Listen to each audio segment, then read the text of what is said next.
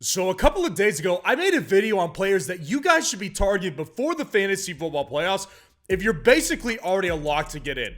I get a lot of questions every day, and a lot of the questions that I get every single day are about trades to make in fantasy football. It's important to know when you're discussing trades who you should be avoiding as well. So naturally, in that video I made the other day about fantasy football players to trade before your playoffs, I got a question to make a video about players to stay away from or trade away before your fantasy football playoffs as well. Well, I'm a man of the fantasy football community, guys, and that's why today I am going to get into the list of players that you should be avoiding or trading away before your fantasy football playoffs, guys. And the list of guys that I've made were based on playoff trajectories, what the team projections are, and what the player projections are as well. I'm very interactive with my audience every single day, so please go down there, drop a like on this video, and subscribe to this channel to show your support. So here's the first guy that I just do believe is not only a great sell high opportunity right now, but I just think you need to avoid having this guy on your playoff team. It's Javonte Williams of the Denver Broncos right now. So here's the thing.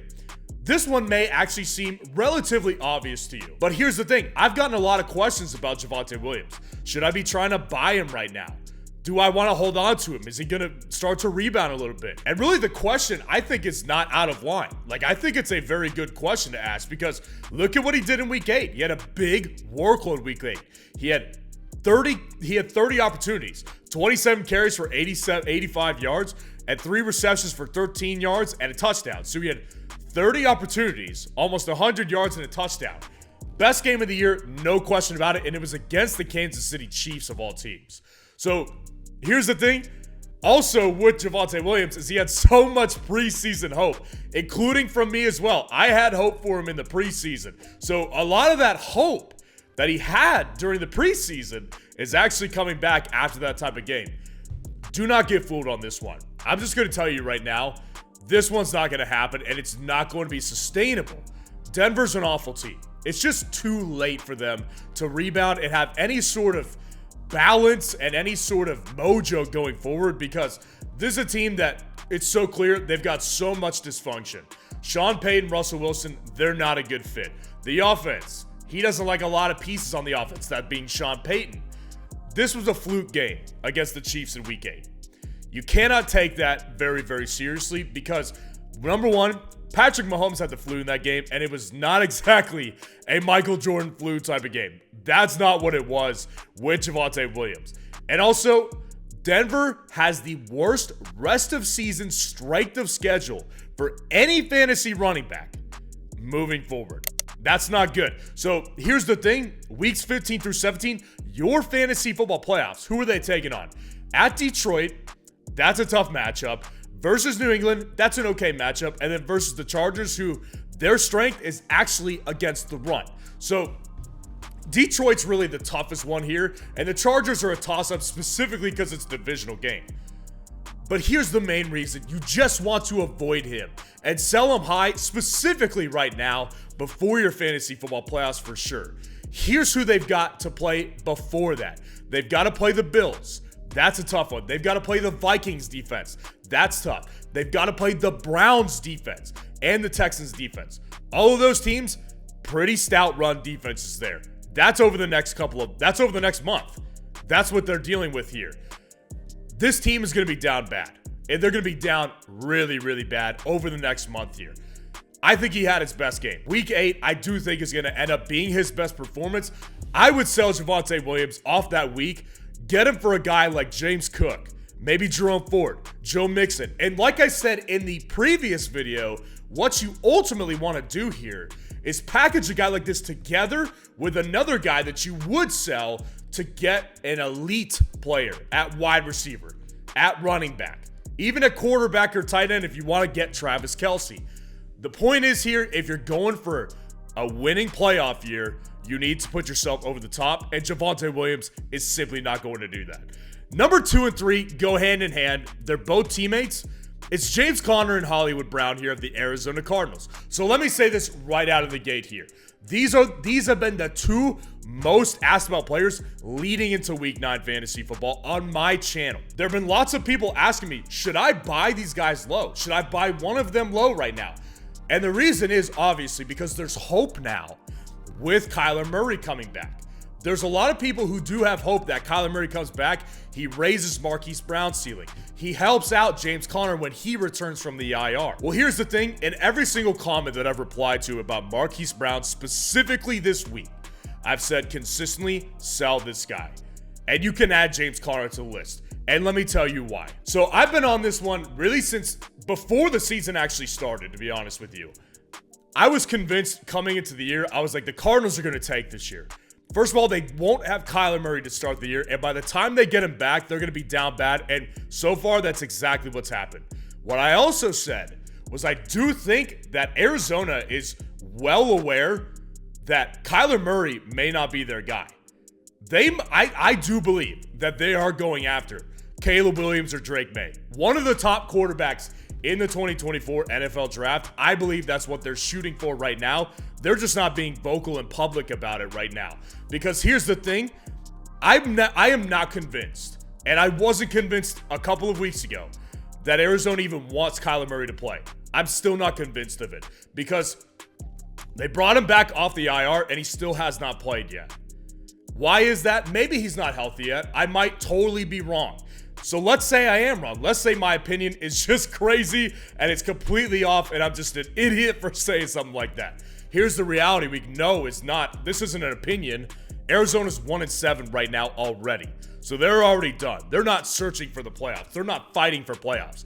And also, they have the third worst rest of season strength of schedule for a fantasy running back and the sixth worst for a fantasy wide receiver. So even if they begin to try again, those are not good opponents to take on. Their playoff schedule versus San Francisco, which has had a down secondary, but at that time, San Francisco is going to be competing for seeding in the playoffs. Arizona probably is going to be competing for a draft spot at that point. Then they've got to go to Chicago, and they're basically the same team. Like, I wouldn't put it out of the realm of possibilities. Marquise Brown has maybe a good week that week, but then they've got to go to Philadelphia for championship week. It's not going to go well here. This is a bad schedule. Again, here's what I said on the previous video related to the fantasy football playoffs when I was discussing players to acquire before the playoffs. I want players in the fantasy playoffs that are on good competitive teams for the fantasy football playoffs, and especially at the wide receiver position, I want a good quarterback here. And it's not to say Kyler is not a good quarterback here, but Arizona is in the exact opposite situation when it comes to their team. They will not be competitive at that point. Like I said, my opinion is they're actually low-key tanking and just not saying it. And maybe that's the reason Kyler Murray has not played yet. Hollywood, James Conner, they may not feel like sell-high opportunities right now. James Conner's on the IR, and Hollywood Brown is coming off not a great game. Here's the thing, though. Both of these players right now, based on the amount of comments I've gotten about both of them this week in particular, they have a lot of hollow value right now. And I do believe because a lot of people do think that Kyler Murray will make a difference. That's the main reason these guys have hollow value right now. I've gotten a lot of requests. Should I trade Olave for Marquise Brown? As bad as Olave has been, I would never advise my audience to do that. He's got higher upside still than Hollywood Brown does. What I would do, again, package together Hollywood Brown, package together James Conner for a better wide receiver 1 or 2, or a better running back 2 or 1, and go get an elite playmaker. Go get an Austin Eckler. Go get a Christian McCaffrey. That probably isn't as likely, but it still is the point here that you need to go after an elite level player. Go get a Jamar Chase. Go get an AJ Brown. You want to shoot for the upside here, and frankly, neither of these Arizona Cardinals options are going to give you that upside. The next player on the list here, as I've gotten a lot of questions about this guy as well. And really, I'm glad that we're addressing guys that I've had a lot of questions on this week, because I've gotten a lot of questions on Terry McLaurin of the Washington Commanders. So let's be honest here. Before I even discuss why he's a sell-high player and why you need to avoid him for your fantasy football playoffs, there are two guys on this list that I have really never been big on. You date back to my content from 2021 or last year. You'll learn that I was never big on Terry McLaurin and James Conner. And as I just mentioned, On my wide receiver rankings video for Week 9 fantasy football, I got a lot of comments asking me where a couple of guys were in specific. Where was DK Metcalf? Where was Deontay Johnson? And where was Terry McLaurin? And let's be honest here, he's coming off a pretty solid 3-game stretch right here. But let's look a little bit deeper at those games. Week 6, here's what he did. 6 catches for 81 yards on 11 targets, and in half PPR, that gives you 11.1 fantasy points. In Week 7, 6 receptions for 90 yards on 9 targets for 12 fantasy points. Week 8, 5 receptions, 63 yards, and a touchdown on 12 targets, giving you 14.8 fantasy points that week. So here's the thing. It's not like he's giving you bad weeks. Like, none of those weeks crushed you. They probably helped you out a decent amount, especially if you had him in the flex area. But on the other hand of that, none of those are providing big boom games. And here's the other problem with that. Those have been his best weeks of the year. So his best weeks are not providing you much upside. That's what his upside is right now. 15 points. Basically his cap right now. That's not a very good thing. And the other problem here, he's got the worst strength of schedule rest of season for a wide receiver in fantasy football. That's exactly what I'm trying to have my audience avoid before the playoffs begin, or right before them when you're still fighting for seeding in the playoff hunt. Weeks 15 through 17, your fantasy football playoff time. At Los Angeles Rams, that's not a bad matchup. Not going to sugarcoat that one. At the New York Jets, that's a horrific matchup. That is so bad, you do not want anything to do with them. And then versus San Francisco, where they will be fighting for playoff seeding at that time. Not good. Not good at all. This team, honestly, they appeared to wave the white flag. During the trading deadline, leading up to it, they traded away 2 studs on their defensive line, Montez Sweat and Chase Young. That, to me, looked like they were saying, all right, we surrender for the year. Their quarterback is not good, and he's also not consistent as well.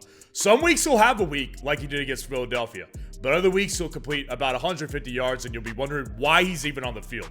Honestly, guys, the Washington Commanders, to me, they're not far off from the Las Vegas Raiders. I really don't think they are. I think they're very close to a complete collapse, a complete implosion of that locker room. I've been reading a lot of comments out of the locker room. A lot of them have not been happy with the way Ron Rivera has been coaching the games and the outcome of the games. I do not think they're far off from an implosion like that, and you know how a lot of people feel right now about Javonte Adams, and he's got way more upside than Terry McLaurin. This is not going to get better for Terry McLaurin. Even if he maintains what he's been doing over the past several weeks, that's not giving you game-changing upside. That's not going to put you over the top. And as I said earlier, that's exactly what we're looking for here for your fantasy football playoffs. Terry's not going to do that for you, and he's not doing it right now in his effort to helping you get there. Package him together with a high-end running back too, or someone like Amon-Ra St. Brown, maybe a CeeDee Lamb, maybe a Keenan Allen type, and try to get an A.J. Brown. Try to get a Jamar Chase. Try to get a Stephon Diggs. That's exactly the move I would try to make here, because the reality is Terry McLaurin is not going to put your team over the top for the fantasy football playoffs, and I want my audience to make sure that when you're trying to acquire players, you're going for players who can put you over the top and getting rid of the ones who are just going to be mediocre. So let me know what your record is in the comments below and what questions you need answered for Week 9 fantasy football. And if you want to see the players that you should be trying to acquire before your fantasy football playoffs, click on this video right here.